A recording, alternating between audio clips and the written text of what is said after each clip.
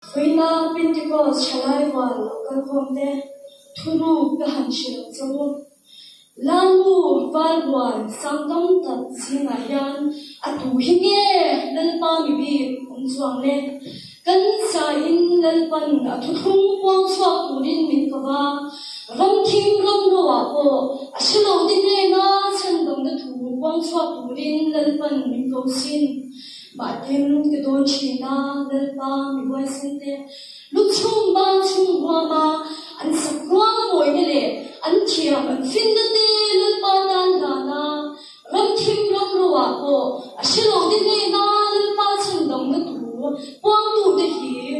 an sum twal le ne te an nen twal long tu te le an runin nuam chunin lalpa thum ropui an va bai pia sapol le to lalpa ako Zion Ropui sa in zamlovin an kal sena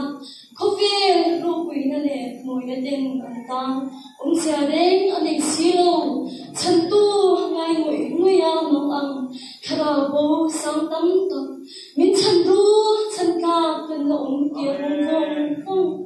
an kharabo ro na ma bil bo mei tu chan chwa tu min phe khai sa tin pen chwa do lo mi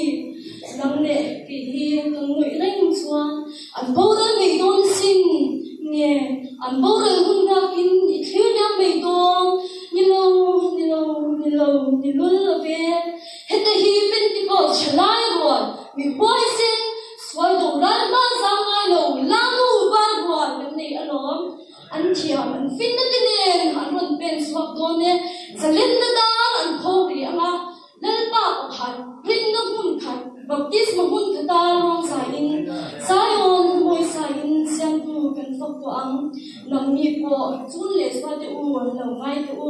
I thiam I fit na te ram thim ram rowa pen chwagin thu in chu thei lo mala chan dam na thuk tu hian I thei nei ve sin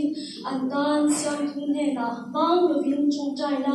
I nei ro sum le pai te ron kan ve la chu I thil pe thutak abang chwa